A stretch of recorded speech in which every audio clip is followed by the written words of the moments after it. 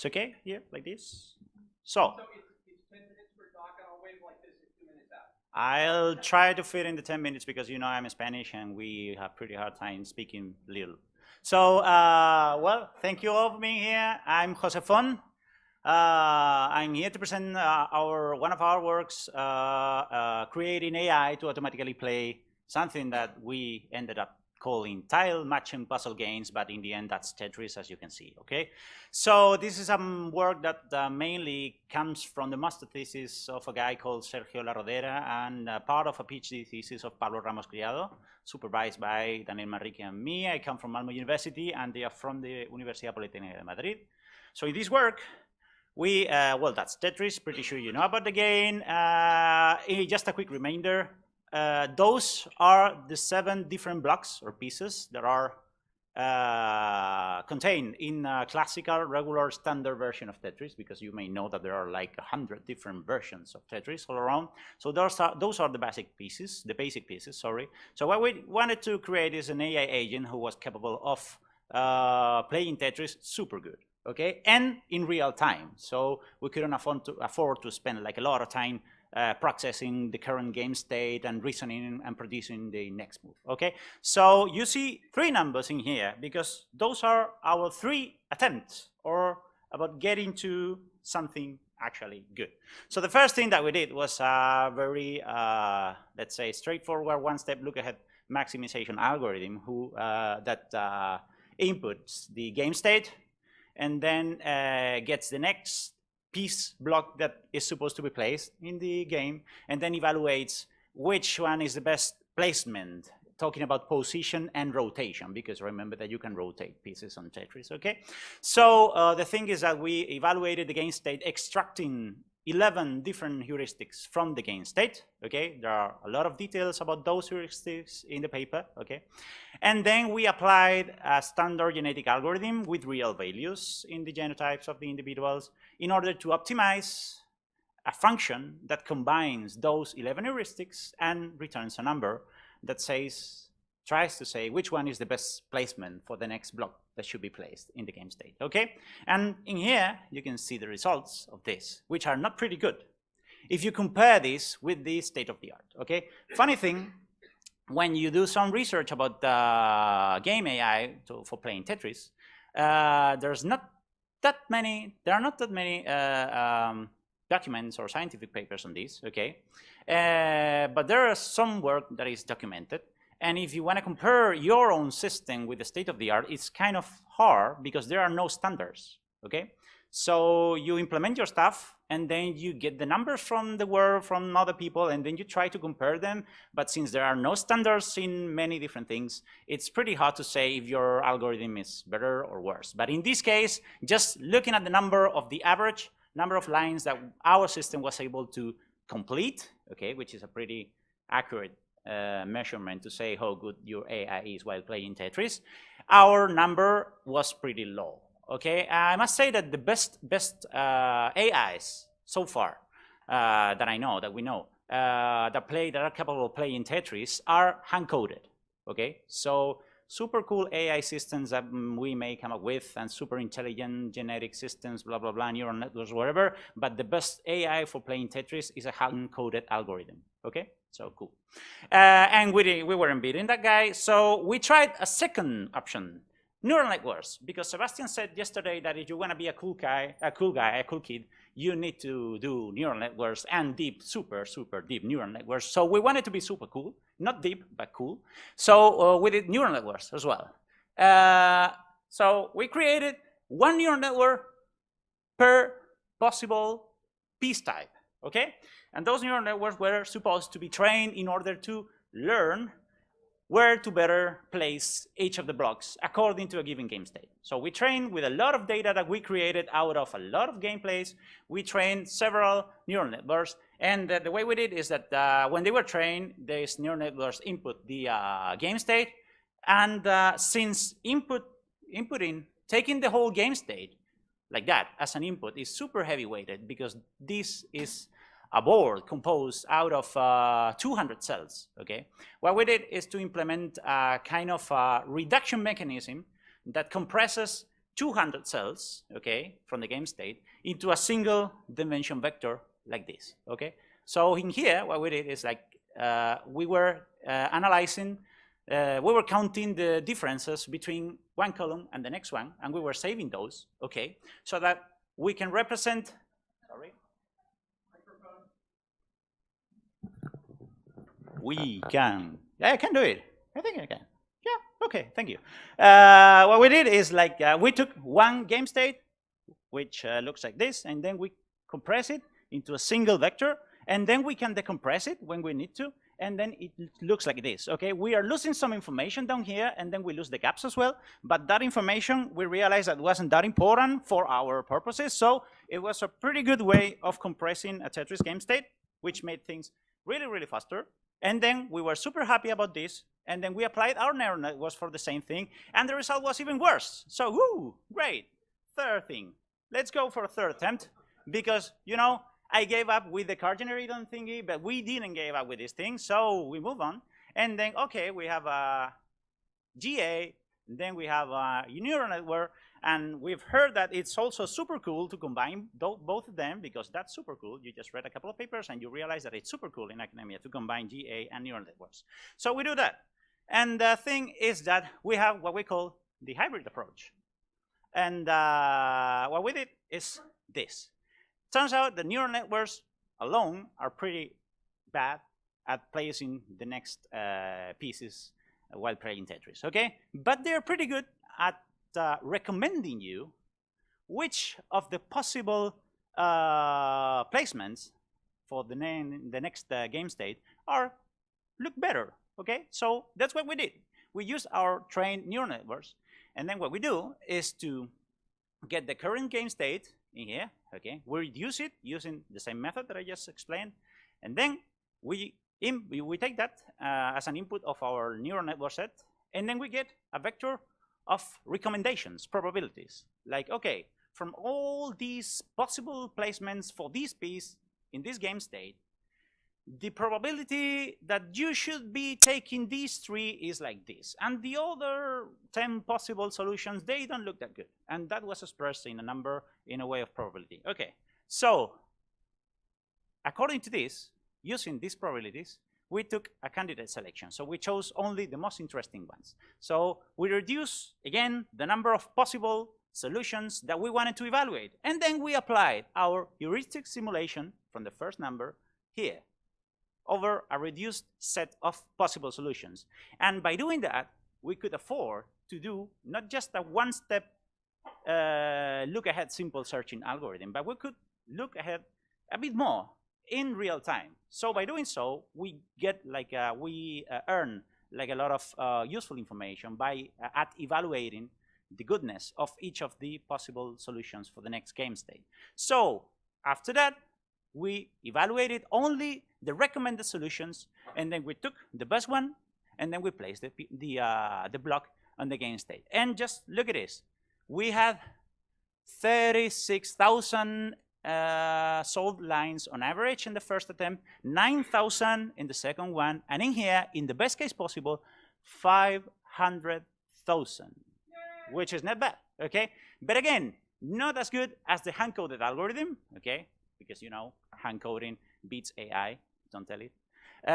Don't say it that loud. And but eventually, we came up with a pretty nice system. The system is that it's good because it can be very tunable, and it can actually be scaled up or down depending on the machine you have. If you have a pretty powerful machine, then you tune the recommendation system so that you are considering more solutions, okay? And the good thing is that, well, next future work step for this is to, since the state of the art is not pretty standardized, we would like to improve that, and we would like to carry out a comparative study with the current state of the art in order to help at this thing. So thank you for listening. Questions? Let's have one question. Let's have one question while the next speaker is setting up their stuff. Nice work, Jose. Two quick questions. First, are you using the information on the next piece coming up next?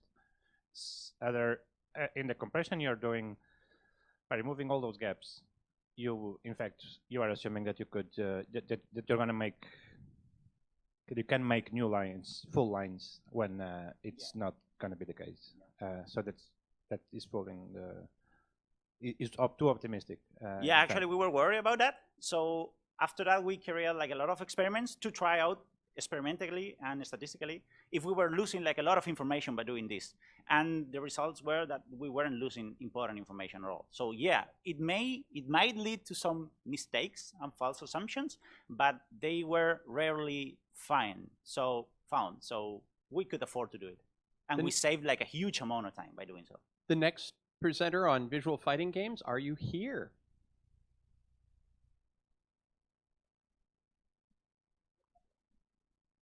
Quickly, set up.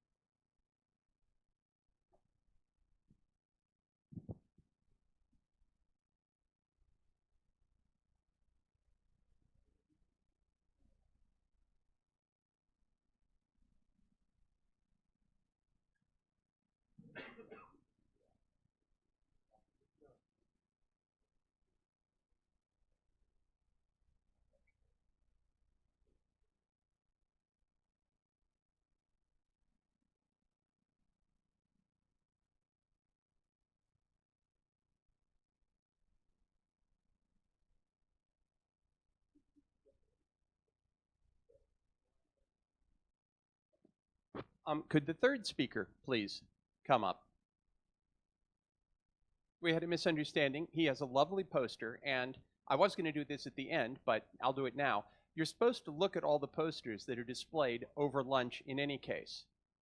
So our third speaker, the mobile free-to-play game presentation, are you present?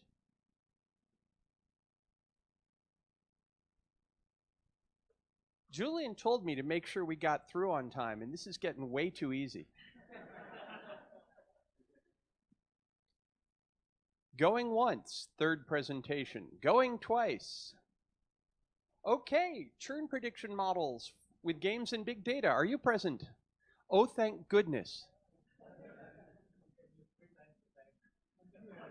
Well, we're going to definitely have questions.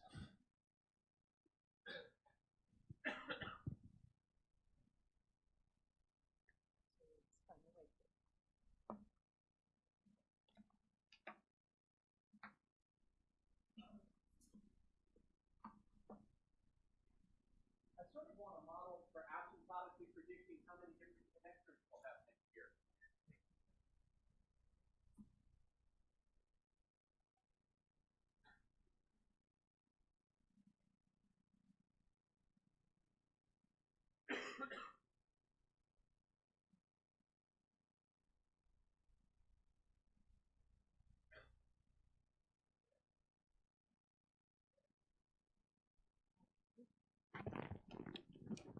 I'm also Spanish, so maybe it's not 10 minutes, it's 11. Okay, 12 is fine. Okay. Well, I'm Ana Guitar, and I'm gonna present games and big data, a scalable multidimensional churn prediction model. Well, why scalable? Because the proposed algorithm is parallelizable. And why multidimensional? Because we propose to give an answer to the churn, to when a player is gonna exit the game, but giving the level and the cumulative playtime until that moment. Okay. I belong to Silicon Studio, which is a game studio and graphics middleware company based in Tokyo. In particular, I'm in the game data science research unit called Yokozuna Data. We aim to predict individual player behavior. So we want our models to be reused so we can adapt them to other games, from other game studios, also scale to big data and provide an intuitive result visualization. So we want something useful and easy, intuitive to understand, also for game planners or business people as well. Okay, so churn prediction in free-to-play games. So this is an extension of a paper we published last year, the same model algorithm, answering when a player is going to exit the game in terms of days, but we focus now, as I mentioned, in terms of level and play towers, cumulative play towers. Well, and we particularly consider the top spenders, that are whales, and then this model is general enough to adapt to other games and data sets, so not only with other games, but also other kind of players, paying users in general as well. Okay. Well, the definition of churn in free-to-play games, it's not straightforward, because there is a non-contractual relationship with the player. Other sectors, such as telecommunication, and there is a contract, so you know when the customer stops the service, but it's not the case. So we consider churn as 10 days of inactivity, because whales, they are very active users, so they don't come back after 10 days. We consider them as churn. And well, there is just a small percentage doing so, but it's neglectable in this case. And then the algorithm is parallelizable, so we can put it in a production environment, having daily results, and scale to up to tens of millions of monthly active users. Well, let's go to the model now. So the core of this approach is survival analysis. That's technique a field started in the 70s, 80s, and focuses on predicting the time to event, so in our case, time to churn. And well, this is what it's called a sensor problem, because we don't have the complete set of information. Other classical methods, like regression, they work well, but when all players have left the game, so when we have the complete information. But it's not the case, because normally in a game you have players that left, but players that are still playing. So that's the censoring, that's the nature of the churn. So then with survival analysis, we embed it with ensemble learning that's going to provide high prediction results.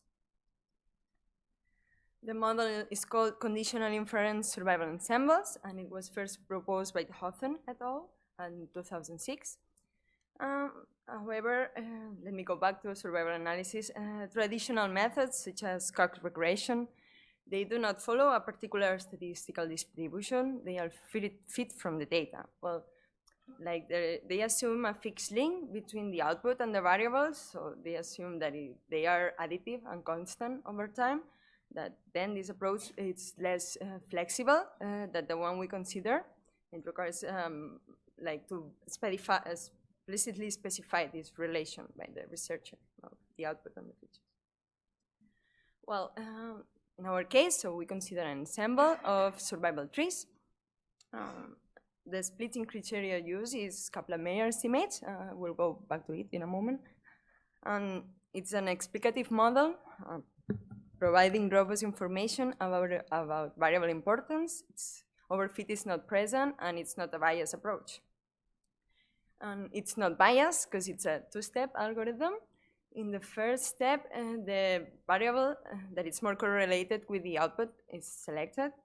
And then in a second step, the optimal split point is determined by comparing two sample linear statistics for all possible partitions of the split variable.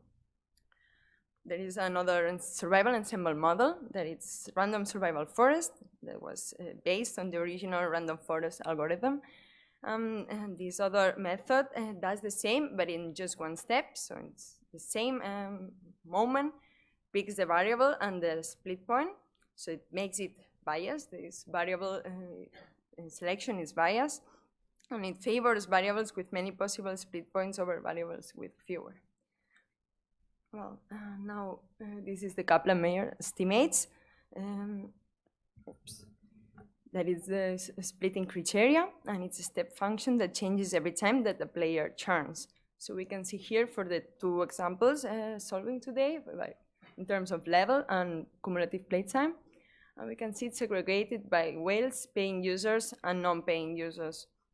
Well, we can see the difference in the survival expectation based on the player's characteristics.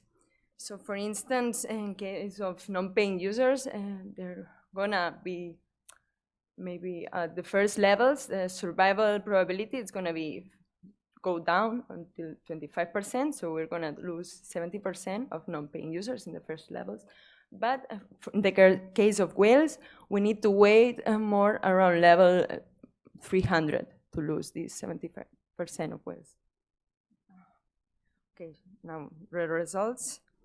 For the feature selection, we took information of daily logins, purchases, no, it's not working, playtime, and level ups.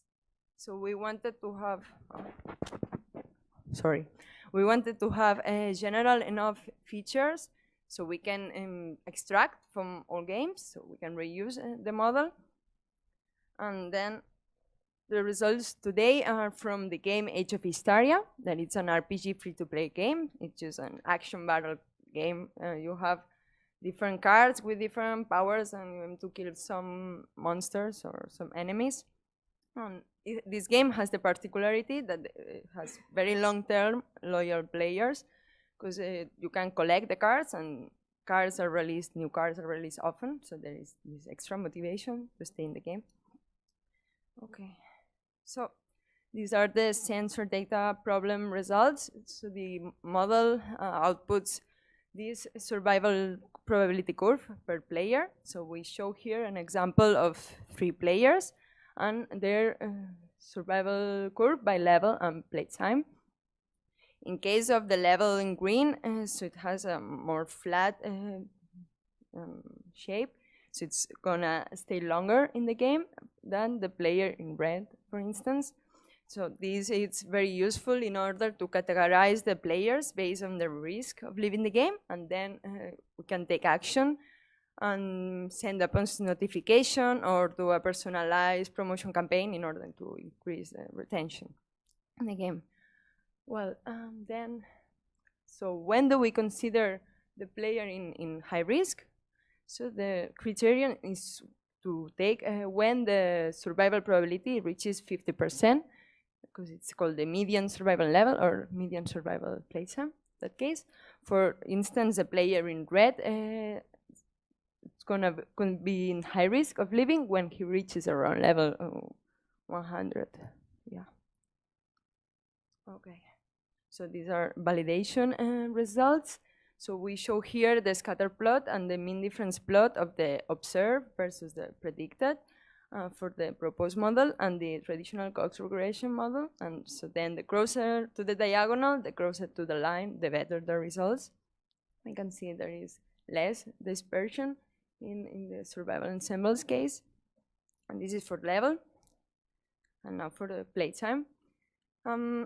Also in the beginning, shorter playtimes, we can see that it's a bit narrower in the beginning in both cases. Okay. We also, for validation, we took 1000 bootstrap cross-validation error curves for the survival ensemble and this Cox regression. So we show here the prediction error and also the integrated prior score, that is just the area under the curves. So the smaller, the better, then smaller error. And it really outperforms the other approach, the Cox regression. Also for the playtime, we obtain better results, but you may be wondering why the difference is so big in level but not in playtime. Well, this is because the level, in this case, the distance between levels, it's not constant. So normally the game is designed that you stay less time in the beginning, the first levels, and longer times in the last levels. So there is no non-linearity in the temporal dimension in this case. So the traditional methods, they cannot deal effectively with this non-linearity, but our approach apparently can, and it's more flexible. So, okay. And just go to the conclusions. So we applied this state-of-the-art algorithm and we put it in production to have every day results in an operational environment. And we can categorize then the players based on this risk of leaving the game. It doesn't require previous manipulation of the data, can deal with this temporary dimension, non-linearity. It can be parallelized, and it outputs certain information, but also the variable importance. And now allow me to do just briefly a demo of this model. Okay. have it here. This is the main dashboard of our platform, but let me go to the section of, okay. Yeah, okay. So as I mentioned, we divide in this case, whales based on this risk of leaving the game. So we have them in high, we have mid, low, and no risk, and well, the percentage in each group.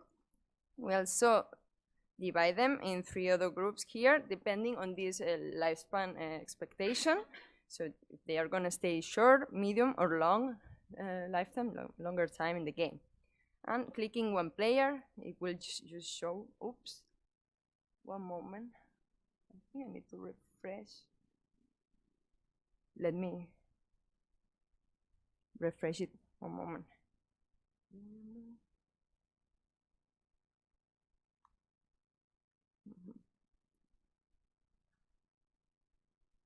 Now, okay, now it's showing, Now it's showing the 3 cases of the survival probability by case of lifetime, level, and cumulative.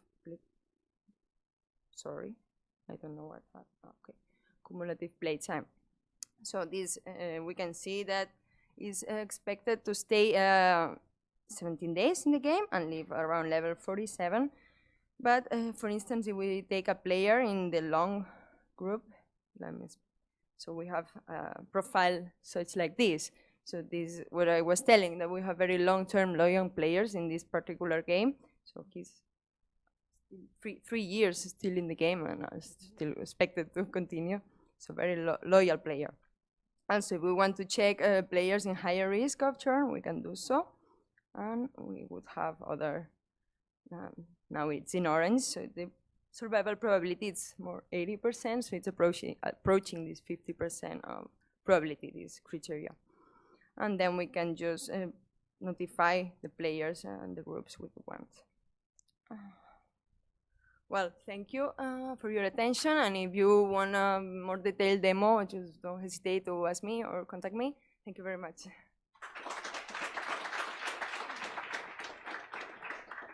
So we're in an interesting situation. When I went back to tell Julian we had somebody not show up, 3 more speakers resigned. They have no presentation. They do not wish to do a presentation. They didn't know they were supposed to do a presentation. So we have 1 more, but we also have ample time for questions. Ooh. Should I leave? Unless, of course, you would like to resign from questions, but... Can I? Well, maybe a couple of questions is so fine. please, and remember, come up to the mic.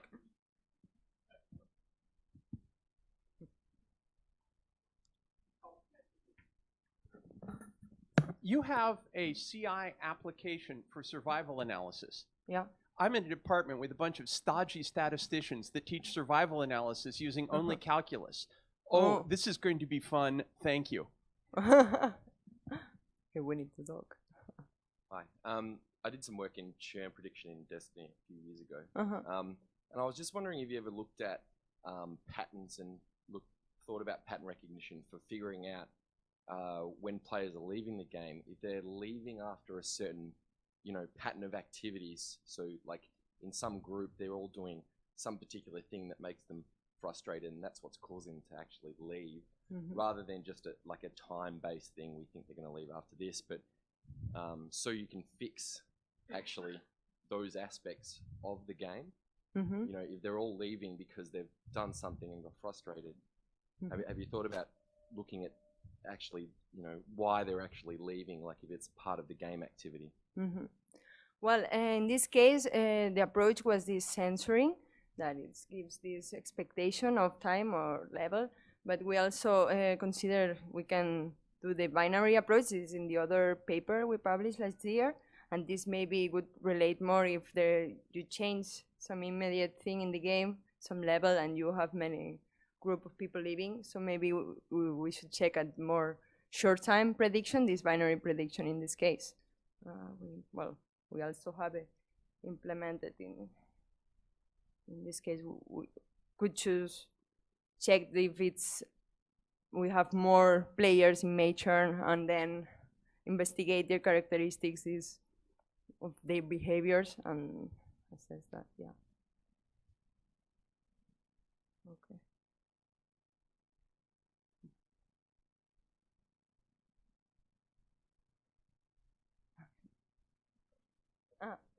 Okay. Okay, if there are no further questions, could we please have the field programmable gate array with cellular automata talk?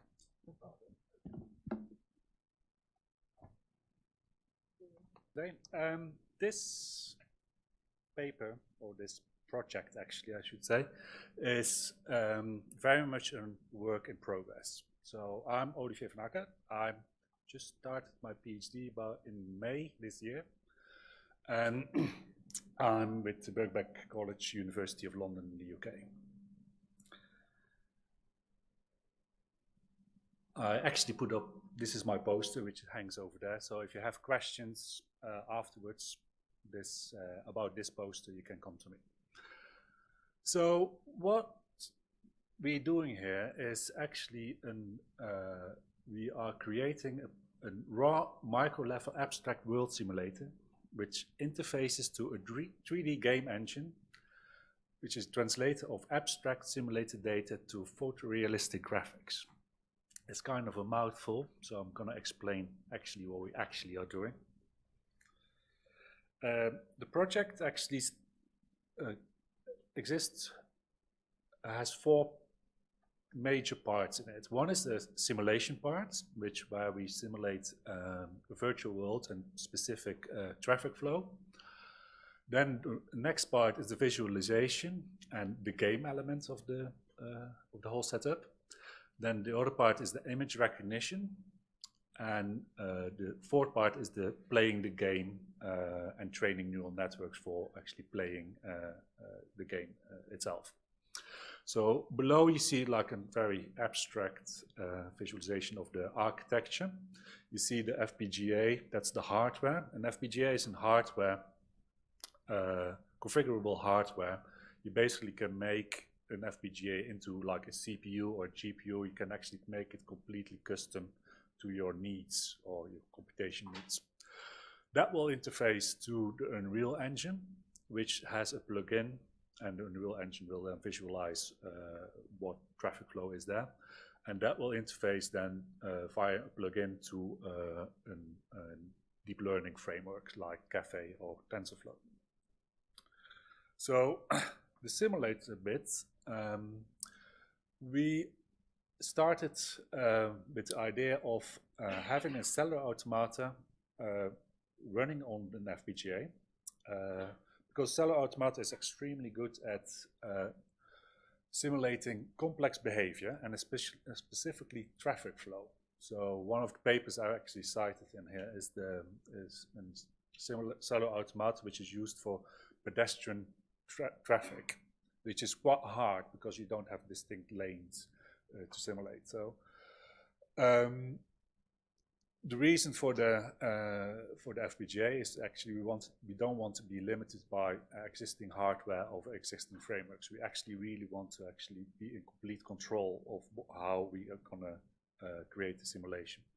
Also in later work in progress, if you are a bit further along the project, we're also thinking of putting on the cellular automata, not only put the cellular automata on the chip, but also put the neural network next to it.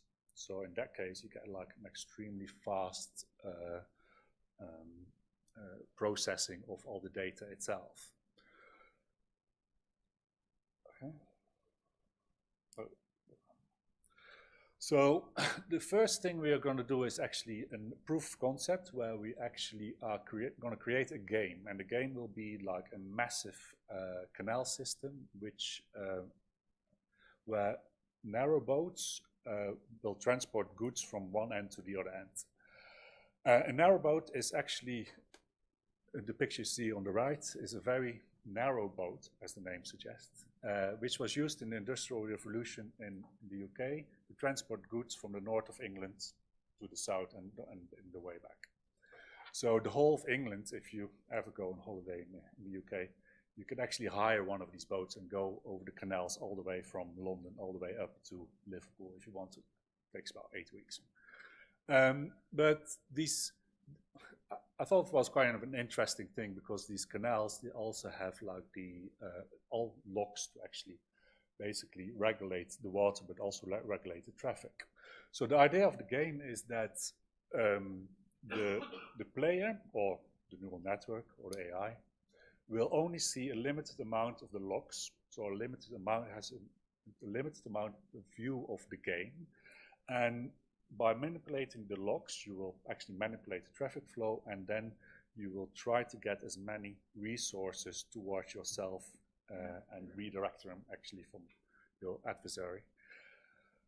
So you have actually, in the end, also a collection point where you collect all the resources. The boats are running independently, so you're not in control of the boats, but you're only in control of the logs itself. And the player who has the most resources at the end wins the game. So it is actually in a limited time. So the visualization of the game, we're using the Unreal Engine, where we actually will have like a hexagon grid, which actually every hex will map to a cell in the cellular automata. I can go in more deep in it. If you want to have more detail, I can actually explain it a little bit better. But I need more time for that. So in here, we already building the first building blocks to actually put the canal together. We actually received a grant from the University of London to help us build the visual aspect of this game. If you're interested, we are recruiting for this role for a game developer who can also do 3D modeling. So this is for the image recognition. So the Unreal CV plugin is actually quite an interesting plugin because it helps people. It helps people who are researching image recognition to actually have the Unreal Engine interface in an easy way with a deep learning framework. It's specifically targeted to Caffe, but it shouldn't be too hard to actually also move it to like TensorFlow. So what you see over here is the first picture is like the plane view. You see a log with the canal. I say plane view, not normal view, because the next one is actually the normal view where the normal of the surface is actually given a specific color. And the third one is actually every object has a different color. So in the third one, you can actually use for actually labeling the specific data. So you give like an object a specific color, and then a piece of your program can actually, depending on the color, give it the correct label. And then the labeled data can then be used to actually train the neural network, which then can go back. Is that it? Okay.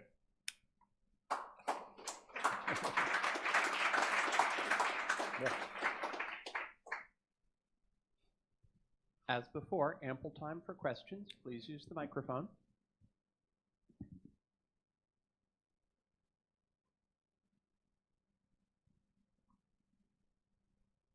Well, this isn't so much a question, but since we do have a little extra time, could you go into a little bit more detail of how the game actually works and the cellular automata portion of it?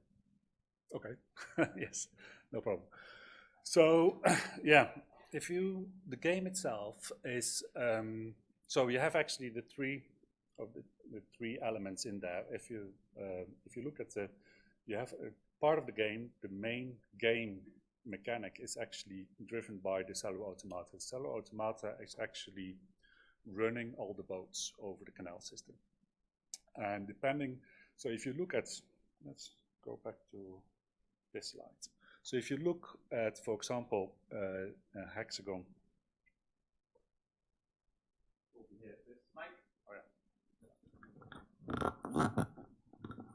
So this is the lock, and here you see the canal, and here you see a split.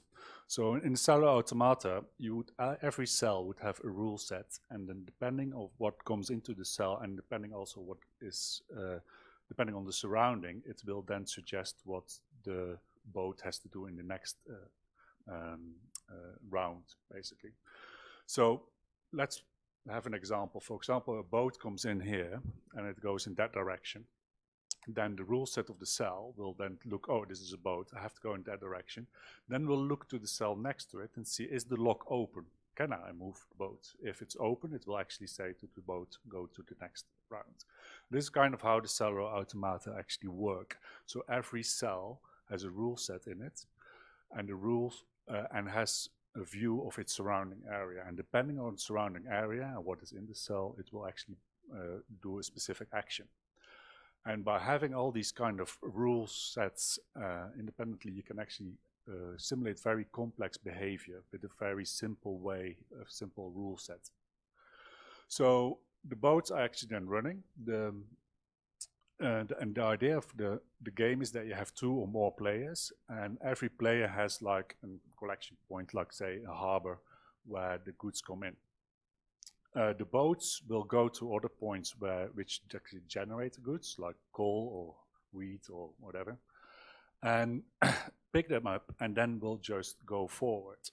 So for example, if a boat will go into like a split of the river, the rule set will say, oh, we put a random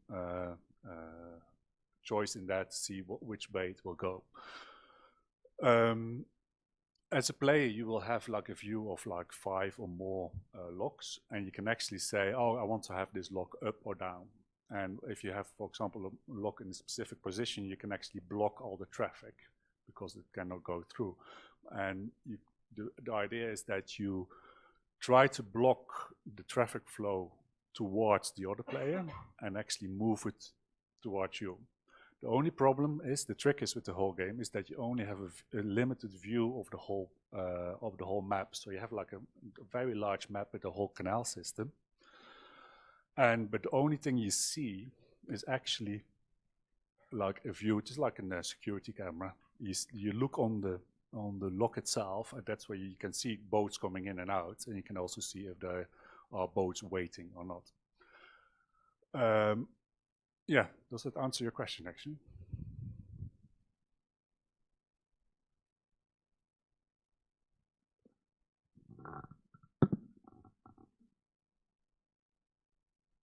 How are the rule sets implemented? You said so in every cell there are the rules. So are you using a common knowledge representation formalism to implement the rule sets, or are they just, I don't know, hand-coded somehow? Or well, this is actually still a work in progress, because we are still working on writing actually the first bits for the cell row automata actually and in VHDL to actually just move the boats around. And it actually, if you look at the rule set, it's now hand coded, and it is just basically a switch statement. Very simple, like move forward if the boat comes in, and hold the boat if the lock is up. Yep.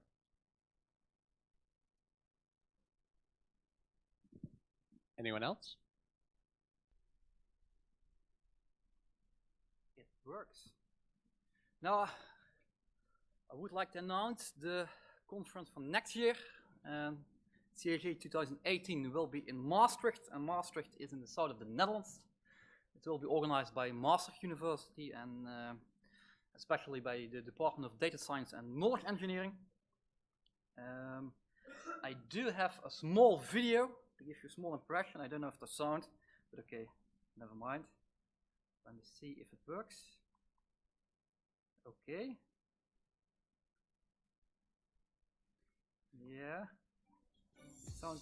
Maastricht is the oldest city of the Netherlands. Yes. The town, with its 120,000 inhabitants, is compact, comfortable and safe. Yes. Everything We don't is have a within subway. walking distance. The city, with its cobbled streets and old churches, combined with modern architecture, is situated in green and hilly surroundings. Maastricht is very easy to reach by car, airplane and train, and it is only within 1 hour drive from the airports of Brussels, Eindhoven, Düsseldorf and Cologne. You can literally taste Maastricht by enjoying the excellent cuisines of the many restaurants and bars. Maastricht and its region are famous for the Michelin star restaurants, and it is for sure the culinary heart of Europe. It is not without reason that the European Treaty was signed here. That's true. When organizing your meeting, you can choose one of the many well-equipped meeting rooms in the conference center or hotels. But you can also choose to meet on a country estate, in a wine house, a museum, or in a chateau. When planning a dinner or reception, no chateau, sorry. have you ever thought about organizing this on a boat, in a Look cave, into the prices. or even in a church? With its own vineyards, fruit orchards, cheese farms, breweries, It's and only white production wine. of meat and fish, much of what you eat here has been produced in our own region. Try, for example, the typical Maastricht fly. Maastricht is a real treat and offers unique incentive activities, such as cookery workshops under the guidance of a Michelin star chef, a mountain bike tour, or the opportunity to go underground for an adventure in the caves. Enjoy the city and nature by foot, bike, or Vespa. Puzzle tours with competitive elements are offered by professional event bureaus. For more information, check maastrichtconventionbureau.com So this was the whole and use the touristic free story. venue and service finder. Oh, he's actually in the month before that. That was the reason why the conference is not in July, because then the hotel prices would triple if Rio is in town. So our department is also having a small AI department. So we're doing also some stuff on game AI, mostly multi-colored research. We do also have some people working on mathematical game theory. Yes, there are a lot of them. Actually, there are more of them than actually they are actually doing game AI. I'm actually in the minority. We also have a group working on robots, agents, and interactions, and they are nowadays more or less focusing on serious gaming. And they have also having a European project, which would also sponsor this conference, also having a session on serious gaming. So I'm trying also to get that community more involved at CIG. And we have also some people work on data mining, game mining, so I hope to attract also from that field some people. The conference venue, the plan is to have it in the former Jesuit building. It's close to the city walls, where actually D'Artagnan was shot. One of the four musketeers. It's just 50 meters, so if you're in French literature, you can visit the place. If that doesn't work out, I have another venue, which is actually close by, so you can still see D'Artagnan, so don't worry. That place is 20 minutes walk from the train station. There's also a bus, but there are a lot of hotels in the neighborhood, so that's not a problem. It has a large conference room where I can have like 180 people. If I would have more people, there's also room for 500, but I don't think we will get into that. And there's also some opportunities to eat, to have demonstrations, this kind of stuff. Well, this is already the touristic whole story. Where is Maastricht actually located? Actually in the south of the Netherlands. We do have an airport, but frankly speaking, there are not a lot of flights going, mostly to all kind of touristic locations in the south of Europe. So for people from the south of Europe, there is maybe a direct flight. Otherwise, you have to fly over Eindhoven, which is like 1 hour by train, which is actually comparable to New York if you would take the subway. For people actually coming from outside Europe, mostly you can fly over Amsterdam, which is 2 or 2.5 hours by train. It's a direct train to Maastricht. The train actually starts at the airport, really in the airport, so no connections in between. You can also fly over Brussels, which is always an excitement, but okay. Alternative, Düsseldorf, there are also train connections, so there are a lot of connections actually come to Maastricht. Most of them are 1 hour, 1.5 hours by train. For the Europeans, you can also come by train, especially for the people from France and Germany. Maastricht is well connected to the train network, so that is also not a problem. The organizing committee, well, I will be the general chair. There are also other people who also involved. Jalen will be one of the program chairs. Jalen? Yeah. Diego will be the competition chair. He's also there. Some other people like Mike Price is also involved, but he wasn't in this year. Other people I see. Okay. Anyways. Huh? Yeah, Jalen, she already, yeah, she already, yeah, she already indicated that she was there. Okay. The reception will be at the City Hall. It has been confirmed. The City of Maastricht will sponsor the reception. There's actually like 5 to 10 minutes walk from the conference venue. We will also organize a small boat tour at the River Meuse. That will be 1 hour, 1.5 hours. And after that, on Thursday, we will have a conference dinner in the inner city. And there are also some wine cellars below. If you're interested, they will give you a small tour. It will be a more walking establishment. There are a few important dates, very important. I do have also some flyers lying around there. January 15, if you want to propose tutorials, panels, or special sessions. And that's actually the deadline. For competitions, it's the same thing. I still have to update the flyer. Notification will be like 2 weeks later. There will be a firm deadline for the papers, just as it was this year. That was not my idea, but it was something that IEEE wanted.